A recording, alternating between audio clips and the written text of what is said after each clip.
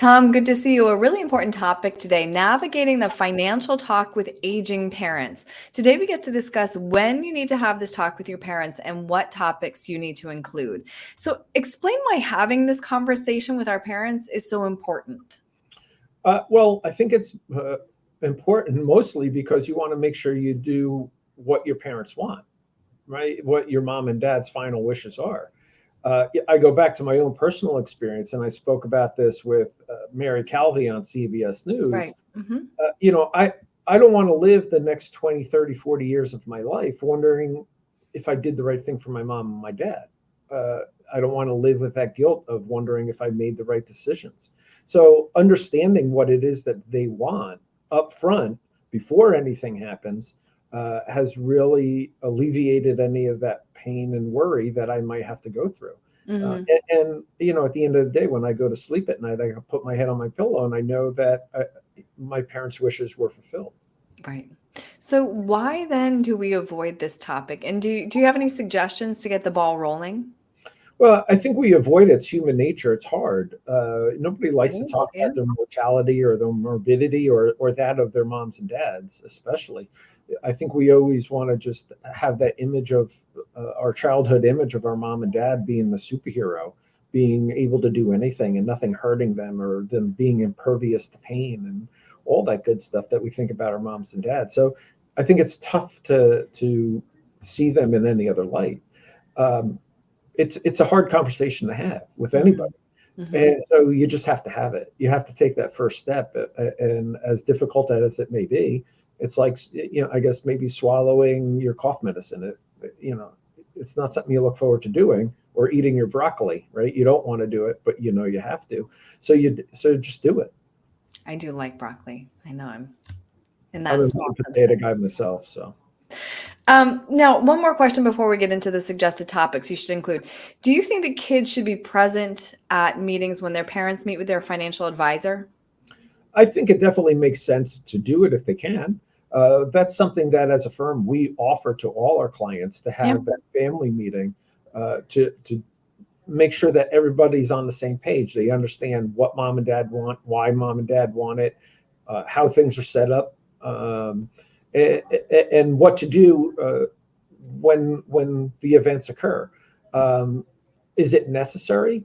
Maybe not necessary, but if you want to have a really good handle on your mom and dad's financial situation, so that you can help them navigate through, this journey, then it makes sense to be there at some Hmm. point. So, when we do have the conversation, you suggest including a few specific topics, starting with your parents' current financial status and income. Sure, of course, you want to know what their inflows are, what their outflows are, what their assets are, what may be able to be protected, what you can't protect, where income is going to come from to pay for things like long-term care, possibly, or the nurse in the home. So you want to have a good handle on all of that, so that you can make sound decisions. Hmm. And then next, you say you need to ask them if they have a plan for healthcare and long term care. And as we talk through long term care specifically, Tom, in your area, this cost is projected out about 20 years. And you can see it's an annual bill of anywhere from $140,000 up to almost $300,000.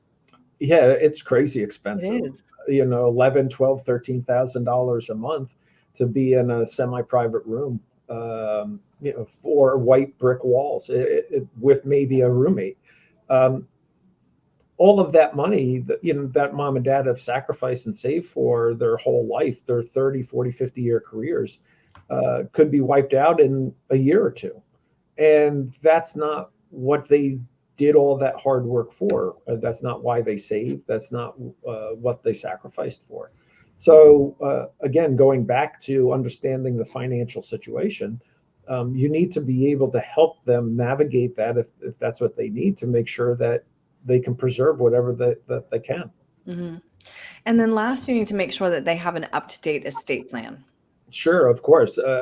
People ask me all the time, why do I need a will? Why do I need a trust? Well, here's your choice. You can have your documents, have a will or a trust, and make sure that your wishes are fulfilled. or you can let the state that you live in make those decisions for you, whether it's the state of New Jersey or California, Florida, New York, Pennsylvania, wherever you live. If you don't have a will, you don't have a trust, then the state you're living in makes those decisions for you by virtue of the law.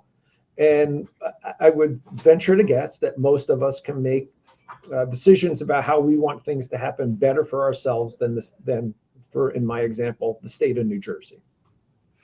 All right, Tom, well, I'm really glad we got a chance to talk this through. If somebody would like your help having this conversation with their parents, then what's the best way to reach you?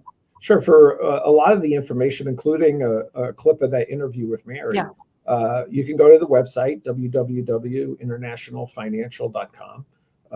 My email link is there as well, tjoconnell@International Financial. And then you could always give us a call at the office at 973-394-0623. Great. Tom, thanks so much for your time today. Thanks, Erin. Take care.